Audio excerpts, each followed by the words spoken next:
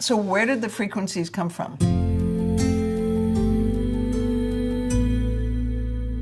I got this list from an osteopath who bought a practice in 1946 that came with a machine that was built in 1922, and that machine came with a list of frequencies.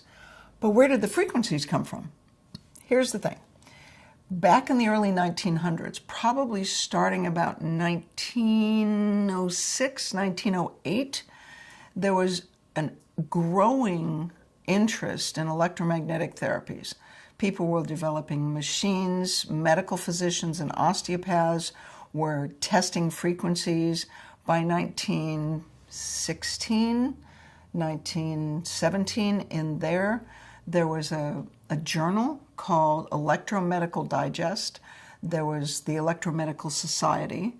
There was the Pathometric Society, which would be like in our world, that would be like the American Academy of Orthopedic Surgeons.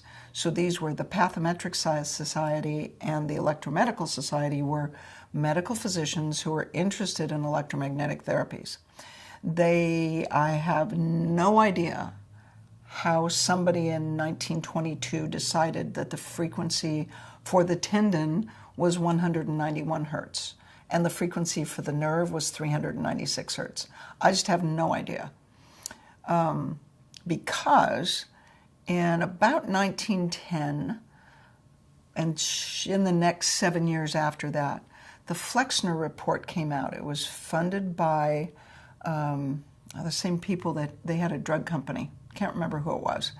Anyway, so it was funded by the American Medical Association, and they were trying to standardize medicine because there were no medical schools. There was no standard of practice for medicine in 1910. So the Flexner report came out. By 1917, the AMA, which is the one that granted the license to practice medicine, the AMA said, hey, you guys that are using electromagnetic therapies, you really ought to knock it off. 1922 came along. They were still doing research, still making machines, still having meetings. The journal was still being published. There was a pathometric journal. 1934, the American Medical Association got serious. And they said, okay, look, anybody that uses electromagnetic therapies, herbs, nutrition, or homeopathy will lose their license to practice. And they would just brought the hammer down. So it all just shriveled up. The machines went in the back room, got covered up with a sheet. Grandpa died. So these guys that were practicing in 1934, they started practice in the early 1900s. So they're now in their 50s and 60s, and as Grandpa died or Dad died or they retired, the machines went on the junk heap. They went on the trash. It's like, I don't know what Dad used this machine for, but it's in the back room and it's covered up with a sheet and we've got to move all this stuff, so it's out of here. So the machines went away. And when that generation of physicians died, it was gone. We have no information.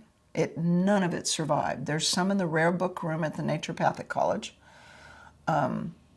But the language is very quaint, and there's no detail about how they developed the frequencies. There was a thing about tapping or tones on the abdomen, but how does somebody decide that a tendon is 191 hertz and a tendon sheath or a bursa is 195 hertz?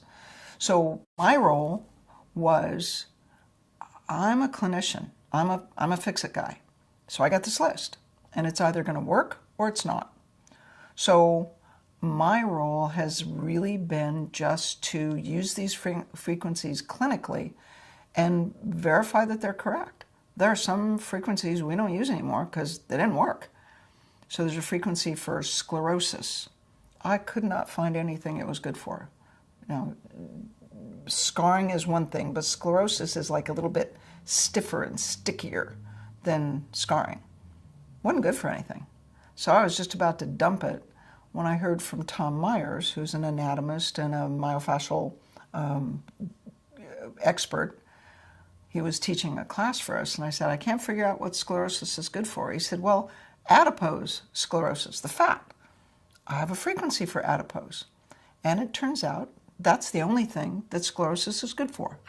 is taking adipose that is glued to a nerve or your belly, you know, the omentum in your abdomen when you get inflamed or scarred, that gets scarred. It doesn't scar, it's sclerosis. So once I combined sclerosis and the adipose, that worked. So the frequencies are very specific. So my role and frequency-specific microcurrents role has really just been to use them, validate it, verify it. What's it good for? What do? They either work or they don't. And that was the first year when we were experimenting with it.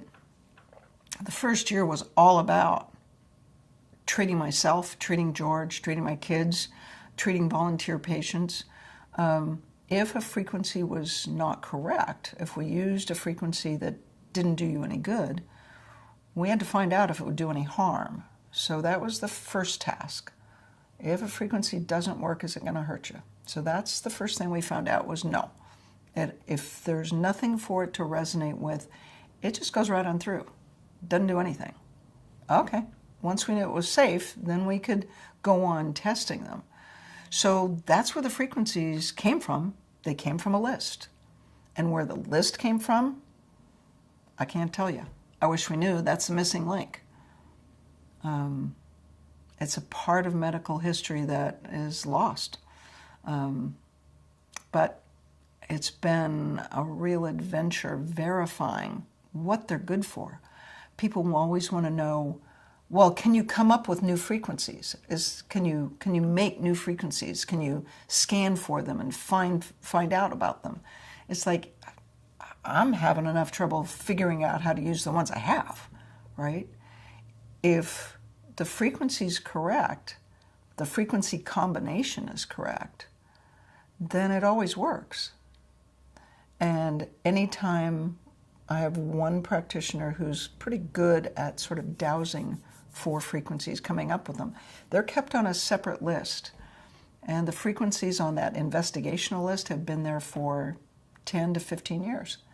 I have to have proof. And in the last 3 years, we've actually verified 3 of the 15 that he has come up with. But I'm very particular about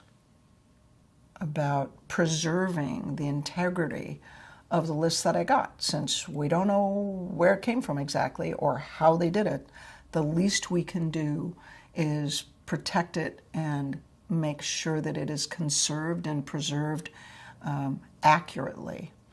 And also make sure that there's no harm done, that we keep track of what works and what doesn't. So that's where the frequencies came from.